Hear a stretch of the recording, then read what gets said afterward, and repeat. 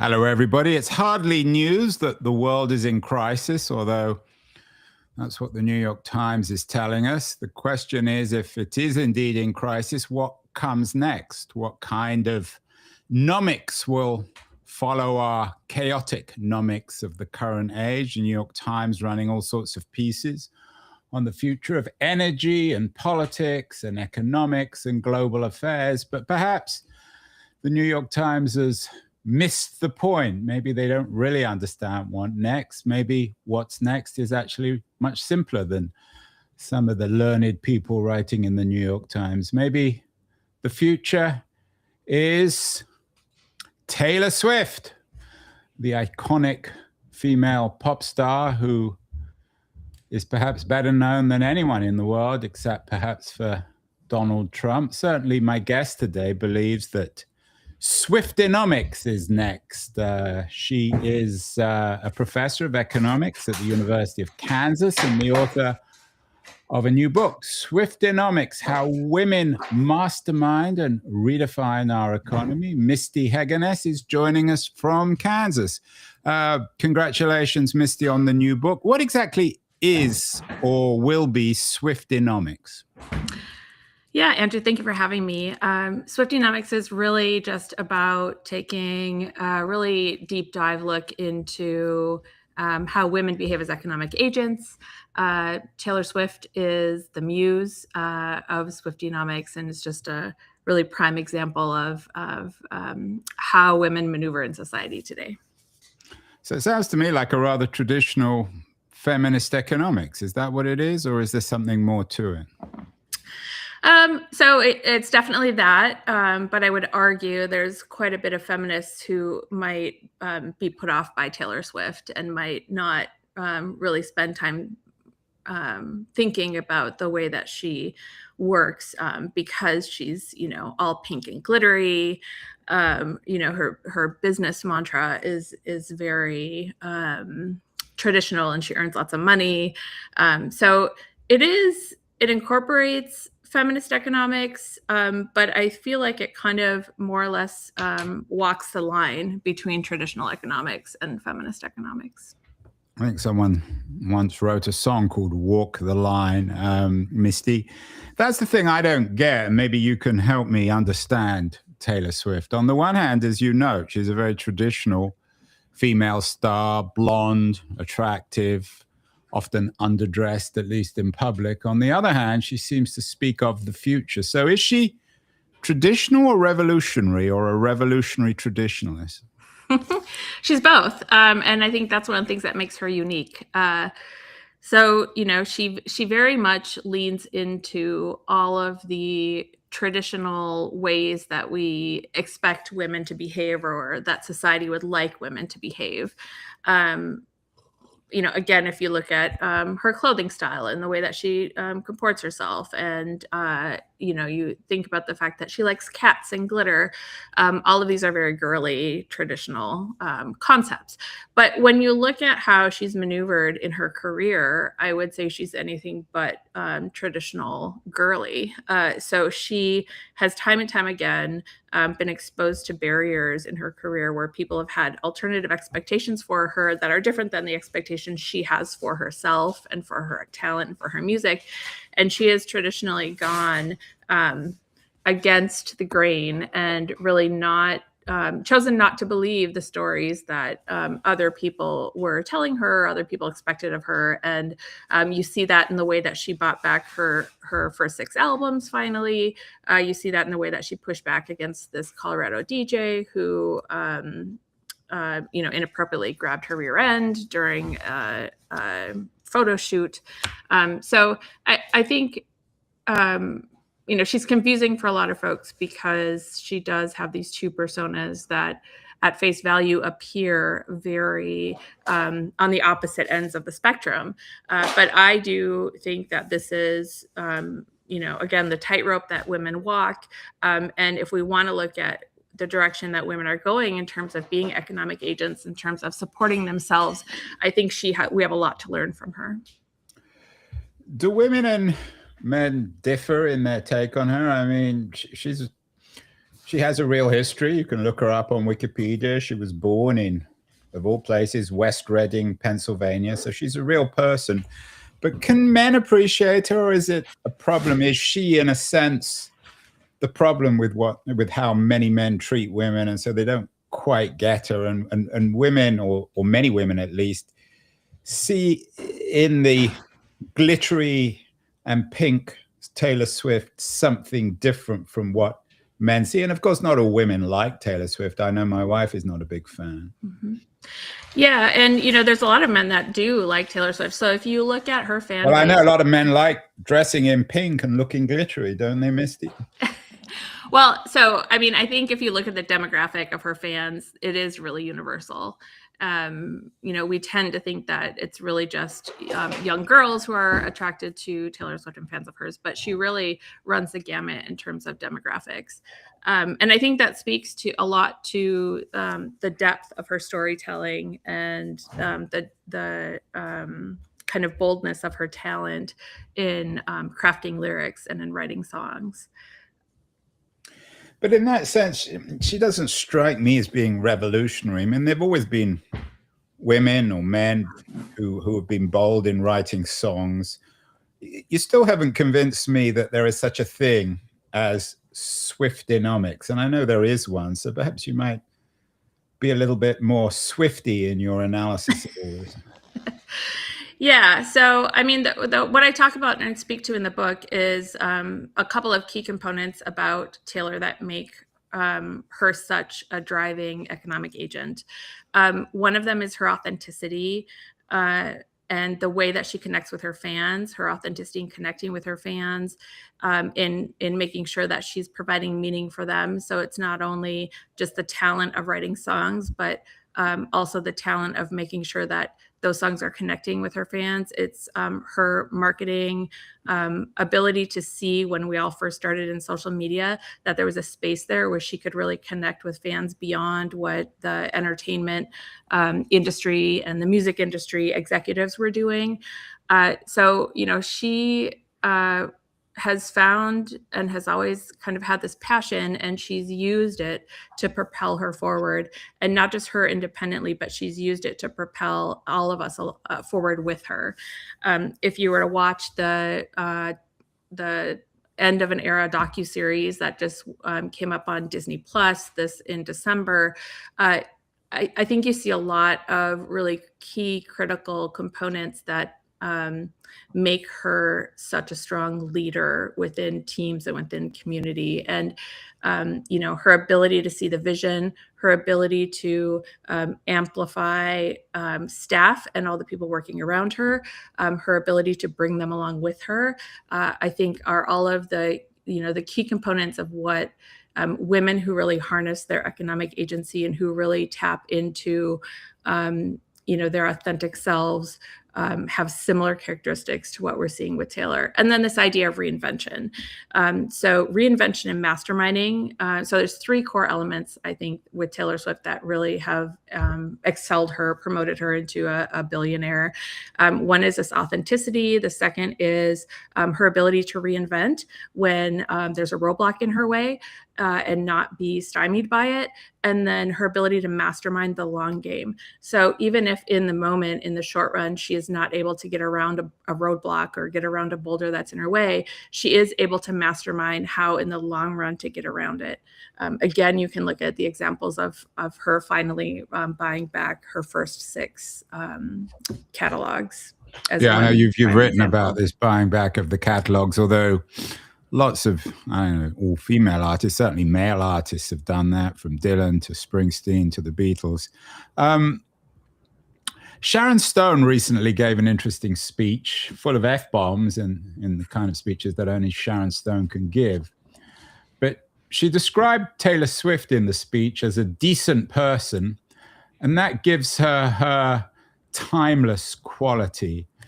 That's a very American thing. Is in a way this marketing skill of Swift, what you call the authentic. It sounds like a business self-help narrative. Is she the Jimmy Stewart, the female Jimmy Stewart in American culture? Americans have always been nostalgic and open to the idea of decency. Not all cultures, I think, value decency in the same way America does, maybe because of its democratic culture.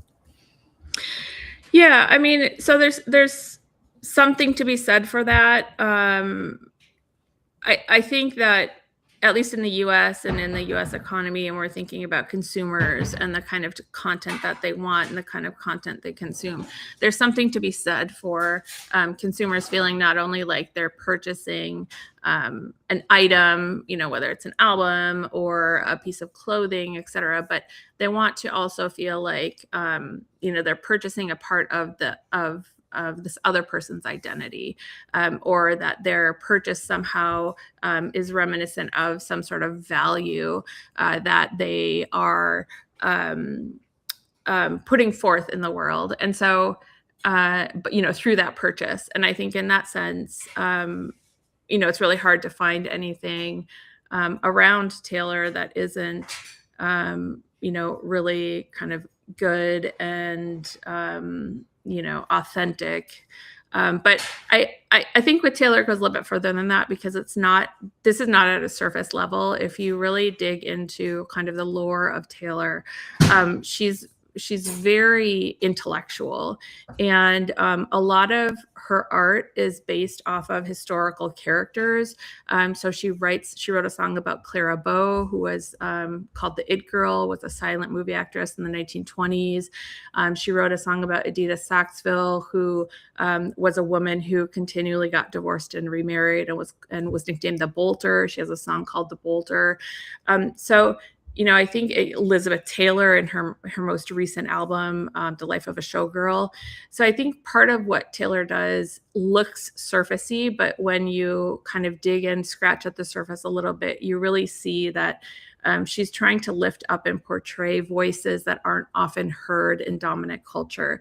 And one of the biggest voices that is often not heard in dominant culture, because of this idea that we live in a society and developed a society that was based around, essentially for most purposes, the needs of men, outside of, especially when you're talking about outside of the home. And so, all of these things that Taylor does that are so intentional, I think have an endearing quality for her fans, but they also, create meaning and propel not only Taylor forward, but anybody who's in her orbit. Even if you happen to be somebody who makes sparkly stickers for her face and Taylor wears them, or you happen to be somebody who runs a small business jewelry store and her fiance buys an engagement ring from you. There is just a big ripple effect. I think the fact that women have so much economic power today is one of the reasons why Taylor is so successful, because they really over-identify with her in many aspects and are willing to, spend the money to go to the Eras Tour. They're willing to spend the money on stories that are relatable and give them joy. Yeah, and I wonder, the way you're presenting it you're presenting her feminism as a very traditional kind of feminism. It could have been the feminism 50 years ago of Gloria Steiner and of first generation women's rights, whether there's something kind of reassuring about her, and whether in some ways perhaps she's the product of a culture, almost unspoken, as if women can have power but they can be like Taylor Swift and not be very troubling. I mean, you don't need me to tell you, Misty, that there's a crisis of maleness in the United States at the moment. A few years ago, we had Richard Reeves on the show, who's written the book about it called On Boys and Men. When you look at the Oscar nominations for this year, it strikes me that all the best performances, all the strongest performances are by women, whether it's Jessie Buckley in Hamnet or Kate Hudson in Song Sung Blue.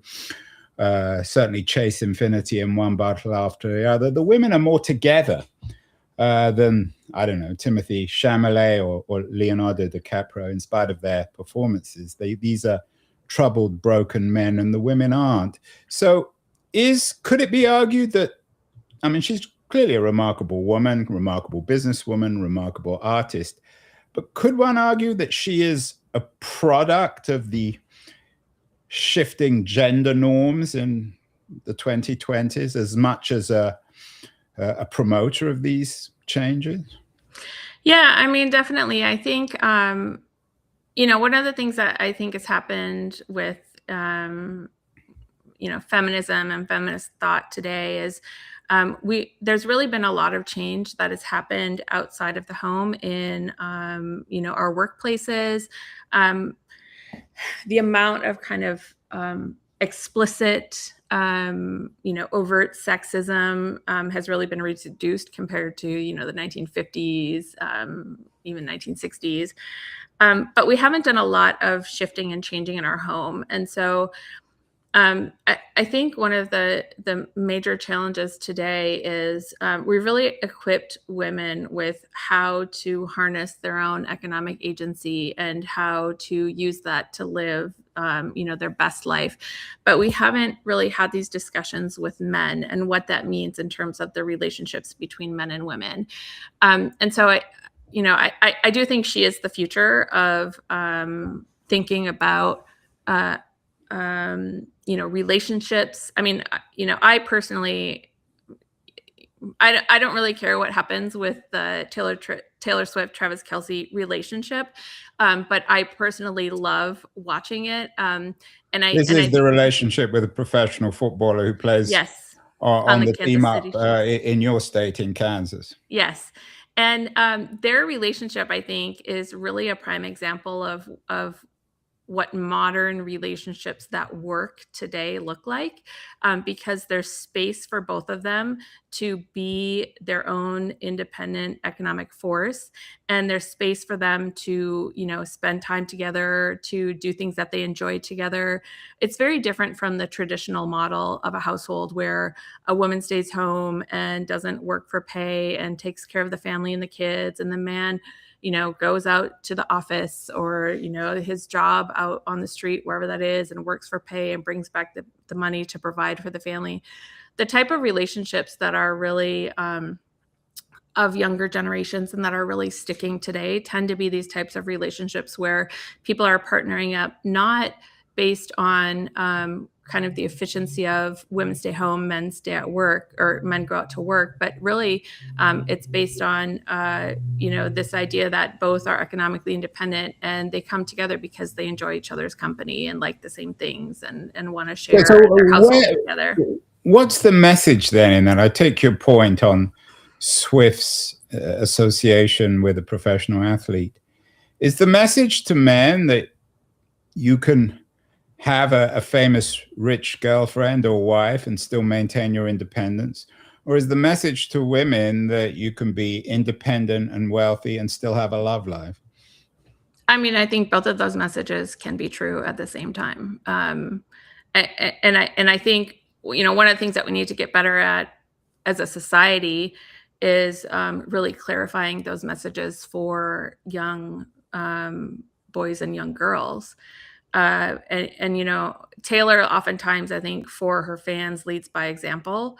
And this is, her current relationship is maybe just one example of leading by example of how we can make modern relationships work when the dynamic around economics and power of men and women within households has, adjusted and shifted so much. You wrote an interesting piece recently about the real force of Taylor Swift. It was in Time. Isn't her own economics, it's those of her fans. She's not the first or the last artist to be driven by a democratized media landscape of her fans. But why for you, Misty, is Swiftonomics as much about her fans as it is about Swift herself? Yeah. When the Eras tour was going on, was going city to city throughout the US and then globally, one thing that kind of was becoming really a pet peeve for me was this idea that people were saying Taylor Swift is moving mountains in local economies wherever she goes. And, at face value, okay. But the only reason why we're able to say that about her is because she is so connected and has such a hot fan base that wants to consume anything related to her, that they're willing to fork out, thousands of dollars for tickets. They're willing to travel to another city, stay in a hotel there, go get their hair done in the hair salon there, go to the craft store, buy the beads to make the bracelets to prepare themselves for the concert. And it seems to me that in the past we've talked about women's consumption in a very traditional mold of, again, think about 1950s and Mad Men. Consumer marketers will target women for cleaning products or vacuum cleaners or things that they can use in their home to make their improve their life or reduce the amount of time they spend doing domestic labor.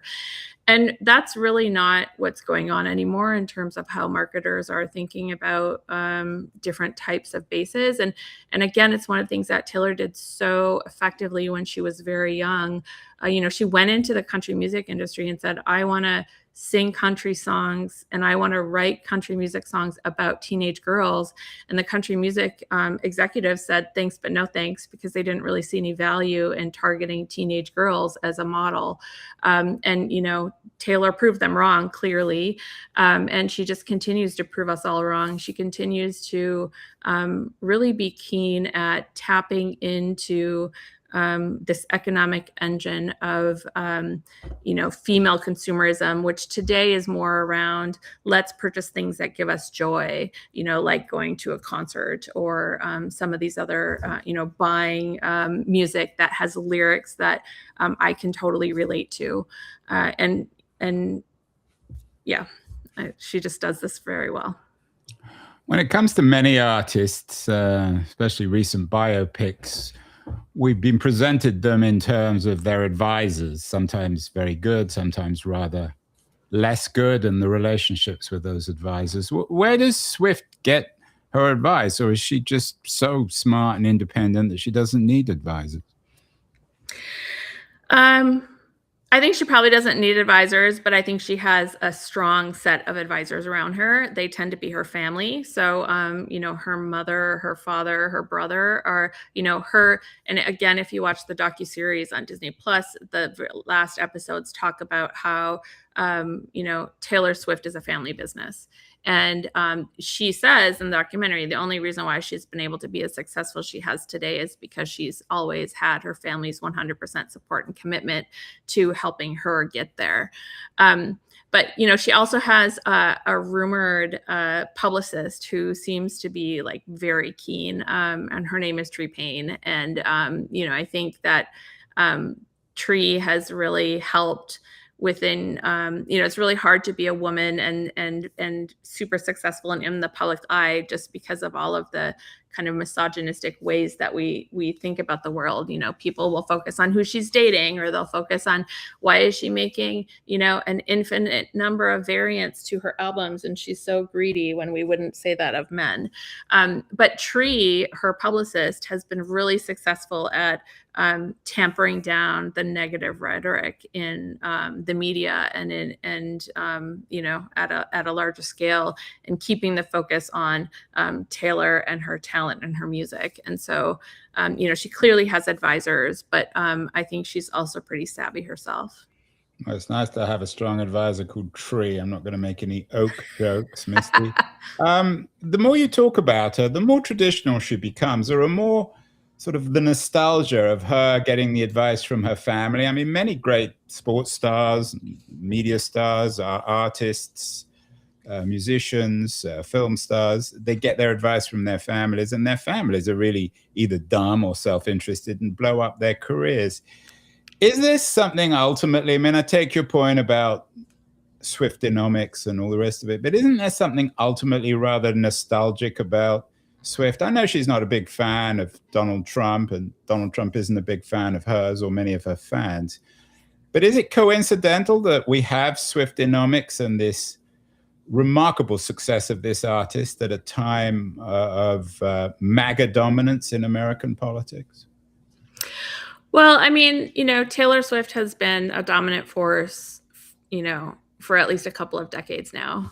So it's not a new phenomenon, at least definitely not as new as the mega vibes that are running through the U.S. today. Although, just to interrupt, I got to be careful in these sorts of shows, Misty, not to interrupt too much and be too male. But I mean, we've had many people on the show arguing that the origins of MAGA and Trump go back at least 40, maybe 50 years, certainly back to the early 70s. So it's not as if this thing happened overnight. Yeah, no, I mean, that's totally true. I think it's just recently acquired, this really outward facing power within society and voice. But yeah, it's definitely been brewing for a long time. And now I forgot what your question was. My question was about her as an artifact of nostalgia, maybe self-created, maybe appropriated by the culture, is ultimately a rather conservative figure speaking to another America of certainty, the opposite of our chaotic age where everyone knew who everyone was. Now, it doesn't mean that the woman was in the kitchen or sweeping the floor, but it does, what she provides is some degree of certainty and decency in a world which is uncertain and often indecent.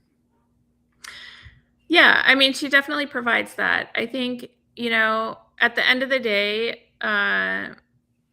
all of us, the power that we all exude, whether it's economic or otherwise, is really just our own thoughts and our opinions and how we present those and how we interact with others and have discussions around those topics, especially when there's disagreement. And I don't think that Taylor Swift shies away from that. I think that she fits in really, whether it's this time or any other time. I think she fits into the narrative because again, she's just authentically who she is. And I don't know many artists who would be so adamant about loving cats, but she doesn't really care. And so she just continues to be who she is, whether that fits some traditional mold or not. I don't think she really cares. She just wants to live in a world where she's able to keep on producing her music at the level of skill and talent that she has been, where people keep on listening to it, where she's able to live her life around the people and the things that give her joy. And, we should all aim and strive for that. You don't seem much of a fan, Misty. I'm teasing you. The other thing that occurs to me about Swift, again, coming back to this theme of being different or conservative or nostalgic in some way or other, is that much of her economic value, and you've written about this, many others, even Paul Krugman of all people has written a couple of pieces about this, is her ability to generate concert revenue. The fact that I'm sure she generates massive revenue online through digital and she uses social media, but at the same time, ultimately people want to see her in person. So it speaks, in a way, Taylor Swift is a narrative about the revenge of analog, about people's need not just to do stuff digitally, but to actually meet in person. It's also true of her fans. So in Swift, is there a kind of an element of this yearning for the analog? Yeah, I mean, I think she's a really great performer, and she really focuses on trying to create an experience that will be meaningful for her fans and that they will enjoy together. And fans clearly want this. It's why the Eras Tour was so successful. And when you compare the Eras Tour, I mean, you've got like a 3-hour plus performance. You might just, because not everyone's going to be familiar with this tour. When was the tour, that tour particularly, Miss? Yeah, so the Eras Tour started in 2023 in the US. She did a whole round in the US, and then she went abroad end of 2023, and then throughout 2024, and then the very last end of 2024, she came back to the US for a couple of concerts and then went to Canada. And the concert sold out wherever she went. huge demand for tickets. The secondary market surged with the pricing surged in secondary market for ticket resales. And I think when you look at that and you see what you're getting with that type of concert, and then you maybe compare it to some of the other concerts that are out there, there is a difference in quality. There's a difference in, dedication to investing in whether it's the visual lighting, whether it's a stage where the floor is also a screen so that people high up in the stands can see what's going on down below them. There's just a lot of detail, I think, put into making sure that the fan experience was top notch. And again, just reiterating that this is one of the things that Taylor Swift does so well, is reading and understanding and knowing her fan base and being able to provide them with the type of experience that is going to keep them interested in her. Yeah, again, she's not the first. Rolling Stones, of course, have made many fortunes on touring as old people. I recently saw Bruce Springsteen in San Francisco, 70-year-old prancing on stage, which I thought was slightly absurd, but maybe I'm the killjoy here. What is the future? Let's end, Misty, on the future of this woman. I mean, she's still quite young, born in 1989. What would you expect the next chapter or couple of chapters in Swift's history? Is she still going to be on the road when she's in her 70s or even 80s, like the Rolling Stones? Or like Dolly Parton or Madonna, who's also an iconic American figure in her own way. Yeah. And I just want to mention, Madonna did the Eras tour before the Eras tour, right? Madonna had Blonde Ambition, which was essentially similar to the Eras tour in the sense that it was theatrical in nature and it went over the different, multitude of albums that Madonna had at the time. So, again, we're just reiterating the fact that she's not necessarily doing anything new, but she is targeting a new audience, I will say, in that a lot of these other artists, a more diverse audience. I know that she's some people might at least say that she's very popular with women, particularly with white women. Black women are a little bit more ambivalent. Do you think that she could, as she continues to reinvent herself, she could make herself a more multicultural figure? Yeah, I mean, she could. I think the thing, if we think about what are we looking at in terms of Taylor Swift's future, we have to remember that she's female, and so women have career experiences that are very jarred. Women exit and enter their careers. We shouldn't be surprised if Taylor Swift chooses to do that or not. You mean if she has kids, especially with this athlete husband? Yeah, I mean, if you read Claudia Golden's book, Career and Family, then and Claudia's been on the show. She just won the Nobel Prize for economics. Yeah, and so Claudia would argue that Taylor's generation believes that they can have both career and family, and they're not going to exit their careers to have their children, but they do end up having to slow down. I'm one of them who had to slow my career down. So it's just a natural kind of force of being female, and I think no matter what Taylor decides to do with her career, she won't stop being a creative. She won't stop innovating in the space of connecting with her audience and her fans. So, I mean, the sky's the limit for her, just like maybe it is for the rest of us. Sky's the limit for Swiftonomics. Finally, I have to admit, Misty, this is shameful of me. I don't really know her music, and I'm clearly not a fan, a little bit skeptical. What's the best thing to listen to? If you could find one song that somehow captures Taylor Swift as an artist that would even win a cynic like me over, what would it be?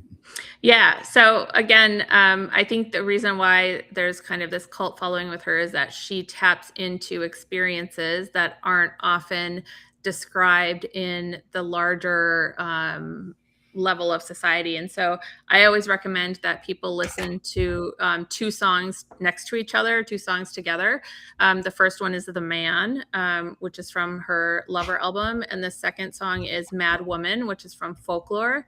And both of those songs speak to the experience of women who try to, be successful and have careers. But The Man speaks to it from, this is how women see their climb up. This is the frustrations that women experience with their climb up. And Mad Woman is the flip side. So it's how society sees women who try to climb up. And so, listen to those two together. You won't regret it. And maybe it'll give you a little bit of insight into why her fan base is so strong. Well, I would play one of those songs as the outro for this show, but I think I'd probably hear from I'm not going to say Travis Swift, Taylor Swift's lawyers. Congratulations, Misty. The book is out this week. Very entertaining and also smart analysis of Taylor Swift in Swiftonomics. Congratulations. And we will be expecting much more Swift from you in the future. Misty Heggeness. Thank you.